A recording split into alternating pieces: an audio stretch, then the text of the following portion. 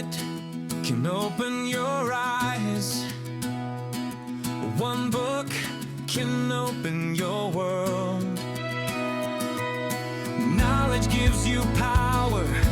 Read and rise higher. 9 tree. Better life begins in a book. Hello, I'm Sebastian. Welcome to 9 Trees podcast. Today, I will summarize and review the book. In The Small and the Mighty, civic educator Sharon McMahon spotlights 12 largely overlooked Americans whose choices altered the nation across 2 centuries, from the founding era to the civil rights movement. Rather than retelling familiar legends, she excavates the stories of ordinary people who leveraged grit, strategy, and moral clarity to push the United States toward its stated ideals. McMahon blends narrative storytelling with careful research, revealing how change often begins far from grand halls of power and grows through schools, courtrooms, congregations, and kitchen tables. The book humanizes history without romanticizing it, showing the costs, contradictions, and courage that shaped real lives. Readers gain both compelling biographies and a practical framework for understanding how civic action works in the real world. It is a history of consequence told through lives that rarely make the syllabus, offering inspiration and guidance for anyone who wonders whether one person can still move the needle. I will give you key takeaways from this book. Firstly, Unsung Architects of Progress. McMahon reframes the story of American progress around individuals who rarely headline textbooks, yet stood at pivotal intersections of law, culture, and community. The 12 figures span roles such as educators, organizers, litigants, journalists, and veterans. What binds them is not celebrity, but decisive action at critical moments. By centering lesser-known protagonists, the book shows how public outcomes often hinge on private courage. The teacher who risks employment to widen a curriculum, the petitioner who compels a courtroom to confront hypocrisy, the local reporter who preserves evidence when institutions fail. These portraits resist the great man myth, emphasizing networks rather than lone saviors, and depicting progress as the cumulative effect of many steady choices. The result is a more democratic history that credits the people who did the unglamorous work of coalition building, paperwork, testimony, and persistent persuasion. Readers see how values turn into outcomes when citizens act with strategy over time. Secondly, from local spark to national change, a recurring pattern in these stories is the way small, local actions cascade into national shifts. McMahon traces concrete pathways from a meeting in a church basement to headlines in the State House, and from a single court filing to a precedent that reshapes policy across the country.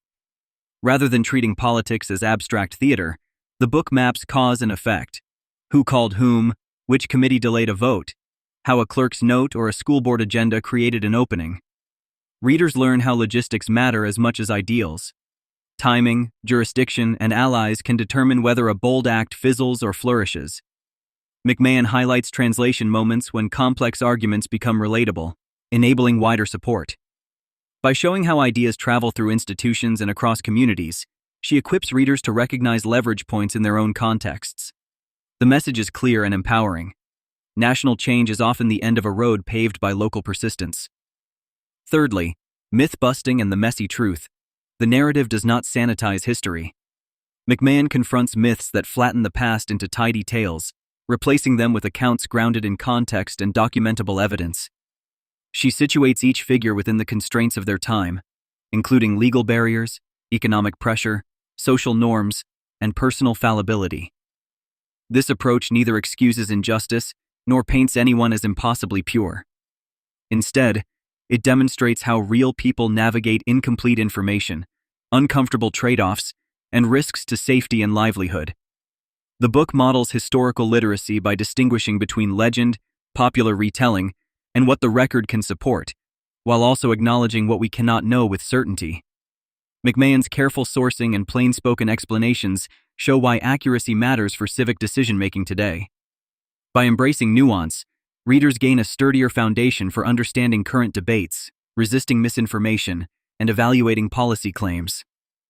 The messy truth turns out to be more instructive and ultimately more inspiring than simplistic myths. Fourthly, courage as a repeatable civic habit. Across these biographies, courage is not a flash of martyrdom, but a habit formed through practice.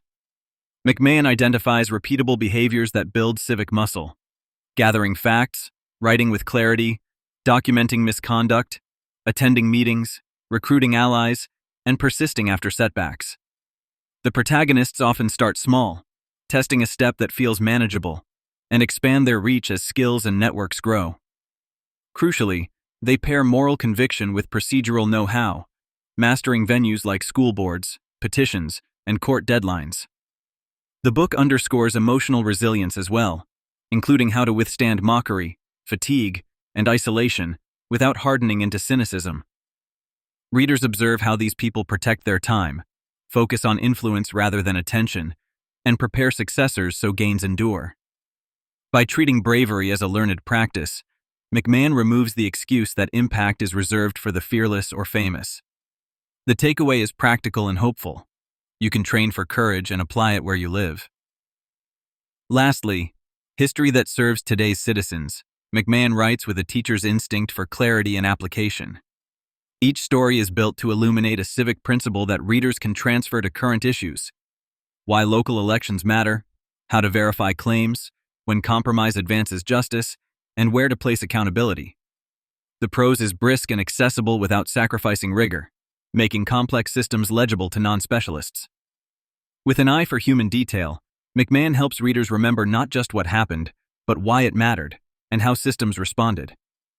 She frequently draws gentle parallels between past dilemmas and today's challenges, encouraging readers to engage rather than despair. The book functions as both history and handbook, suitable for classrooms, book clubs, and workplaces seeking common ground. By the final pages, readers hold a toolkit for constructive participation, including ways to de-escalate conflict, find reputable sources, and direct energy toward measurable outcomes. The emphasis is actionable hope over outrage and apathy. In conclusion, The Small and the Mighty belongs on the shelves of students, educators, book clubs, public servants, and any citizen who wants to make a difference without losing heart. It will resonate with readers who enjoy biography, care about civic life, and prefer evidence over slogans. McMahon offers a rare blend of historical insight and practical guidance, showing how change emerges from persistent, local effort. The benefit to your life is direct. You gain models of courage you can imitate, strategies for engaging institutions, and a clearer lens for sorting fact from noise. Choose this book over broader surveys because it turns abstract civics into lived experience, distilling complex systems into memorable human stories. The focus on unsung figures invites readers to see themselves as capable agents, not spectators. If you want history that equips as much as it inspires, this is the right purchase and a worthy gift for the communities you care about. If you would like to support Sharon McMahon, you can buy the book through the Amazon link I've provided in the podcast description. After reading the book, please let me know what you think and share your thoughts. See you around. 1 minute can open your eyes. 1 book can open your world. Knowledge gives you power, read and rise higher. 9 Tree, better life.